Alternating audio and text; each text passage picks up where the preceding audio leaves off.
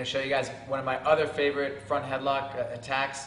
We're going to do that Russian front headlock to the Anaconda choke. Okay, so I'm here in front of him, okay, and I'm going to have my form on the other side here. I'm going to basically do a karate chop on his tricep. I'm going to basically gable grip here, and you can also like lock your fingers up. The main thing is I want to squeeze my elbows together, okay? So his arm gets pushed in, and there's pressure on his neck, okay? And the more the person tries to shoot in on me, the more he drives forward, the more it chokes him, okay? So the more he drives in, the more it chokes him. My shoulder, the arm that's around his neck, that shoulder is going to go down. So I'm going to kind of sprawl, and that same side, so it's going to be my right shoulder, so my right hip is also going to go down. And that's going to stop, of course, like the takedown, but this is going to start to choke him, okay? And the more he drives, like I said, the more it's going to choke him, okay? Now, the second he relaxes to not get choked out, that's the time I'm going to shoot that Anaconda. So I'm going to put my head between his arm and his leg. I'm just going to place it right in there. So I'm squeezing my elbows together, and I shoot. I shoot that head and the arm.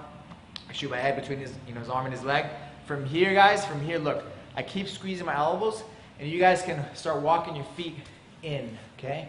And from here, you guys can, basically slide your hand up your forearm, even to your bicep, depending on how big the guy is. Sometimes you don't need to go up to your bicep, you can just be on your, on your forearm here, okay? The main thing is that, everything's locked in tight, and I walk my feet forward. You guys can even hook his leg. And when you walk your feet forward, his head gets pushed into my forearm. So that's what's gonna, get the choking done. Okay? So one more time.